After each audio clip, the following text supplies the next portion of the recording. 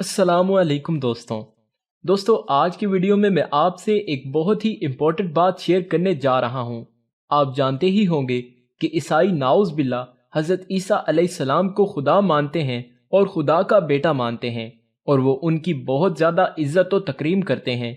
लेकिन इसके बावजूद भी आप उनकी मूवीज़ में देखते होंगे कि ये लोग अपनी तफरीह के लिए हज़रत ईसा अलैहिस्सलाम को बाकायदा एक इंसान के रूप में ज़ाहिर करके उनकी शक्ल दिखाते हैं और उनका मजाक उड़ाते हैं, इन पर जोक्स बनाते हैं।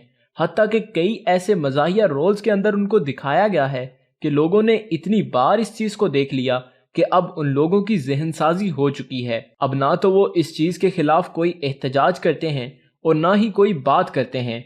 इस तरह की जहन साजी करने के लिए कई साल की मेहनत लगती है और बाकायदा प्लानिंग के तहत इसको तकमील तक पहुँचाया जाता है।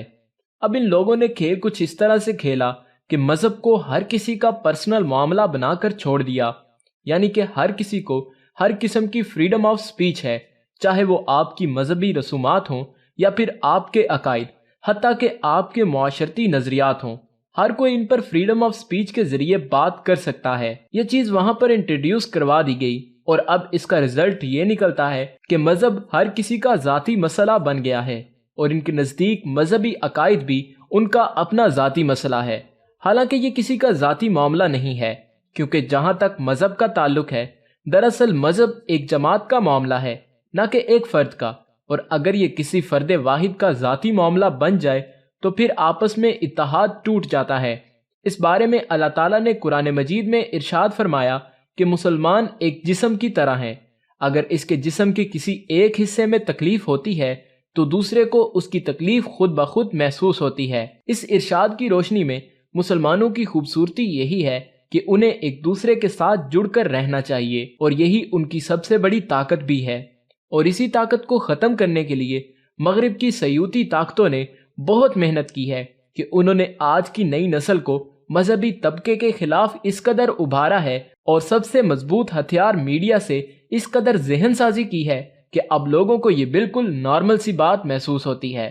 पहले इन लोगों ने अपने मुआशरे में इस चीज़ को आम किया और अब ऐसा मुसलमानों के साथ भी हो रहा है। मैं ऐसा इसलिए कह रहा हूँ क्योंकि हाल ही में पाकिस्तान के अंदर एक मूवी रिलीज होने जा रही है जिसका नाम जिंदगी तमाशा है। अब आप हैरान होंगे कि इस मूवी के ट्रेलर में जो कुछ दिखाया गया है आपको सुनकर यकीन ही नहीं होगा। दरअसल इस मूवी का मरकजी किरदार वो उलमा हजरात या आलम दीन लोग हैं जिनके बारे में पहले लोग ये सोचते हैं कि ये बहुत ज्यादा पाक साफ होते हैं, लेकिन कुछ लोग उनके बारे में ये भी सोचते हैं कि ये इंतहाई गिरे हुए हैं, इतने गिरे हुए कि ये मस्जिदों के अंदर लड़कों को भी नहीं छोड़ते। लेकिन इस फिल्म के अंदर तो हद ही हो गई, जिसके अंदर ये दिखाया गया है कि एक आलम दीन के जिसके अपनी सगी बेटी के साथ नाजायज ताल्लुकात हैं। अस्तगफिरुल्लाह। बाकी ट्रेलर की बातें तो बाद में करेंगे, लेकिन क्या आप सोच सकते हैं कि एक बाप अपनी बेटी के साथ नाजायज ताल्लुकात कायम कर सकता है, चाहे कोई मुसलमान ना भी हो? आप बतौर इंसानियत सोचें, क्या कोई अपनी बेटी के बारे में कभी ऐसा सोच सकता है? लेकिन यहाँ पर एक मुसलमान आलम दीन के ऊपर बाकायदा मूवी ही ऐसे कैरेक्टर पर बनाई गई है कि वो अपनी बेटी के साथ इस तरह के ताल्लुकात रखता है। ये हमारे माशरे में क्या दिखाया जा रहा है? आखिर इस सब को दिखाने का क्या मकसद है? मजीद ट्रेलर के अंदर आगे जाएं तो आप देखेंगे कि इस तरह की बदफेली के अंदर वो अपनी बेटी के साथ मसरूफ होता है कि एक लड़का अचानक से मौलवी साहिब की वीडियो बनाकर सोशल मीडिया पर डाल देता है और वो वीडियो पूरी दुनिया के अंदर मशहूर हो जाती है।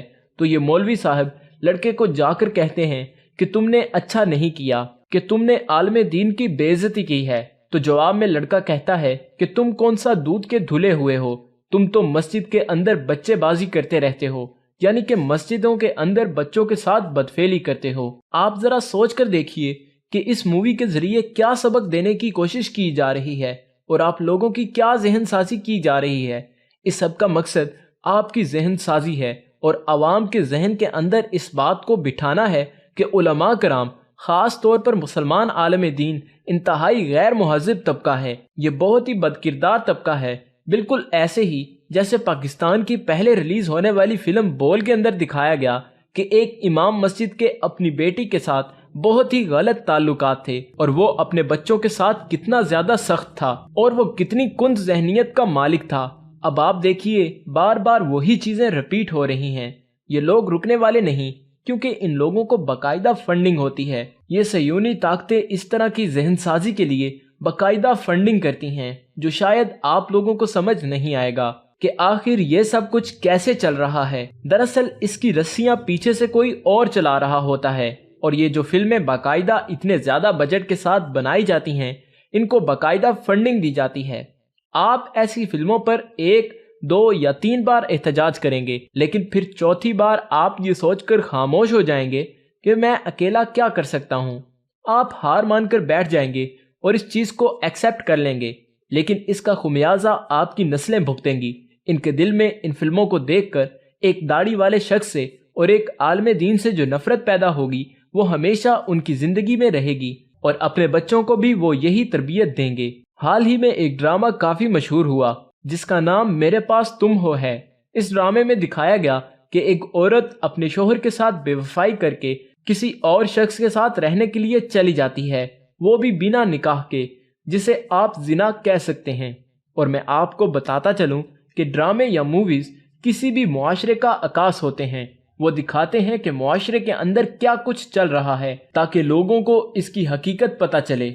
और क्या आप यकीन कर सकते हैं कि किसी इस्लामी मुआशरे में ऐसा होता है कि एक औरत कुछ पैसों के लिए अपने मर्द को धोखा देकर और उससे बेवफाई करके उसे छोड़कर चली जाती है। ये एक के बाद एक इसी तरह की सीरीज के अंदर ऐसी मूवीज बनती जा रही हैं और ये मूवीज आपकी जहनसाजी के लिए बनाई जा रही हैं और इसीलिए बन रही हैं क्योंकि आप लोग खामोश बैठ जाते हैं। ये लोग बाज नहीं आएंगे।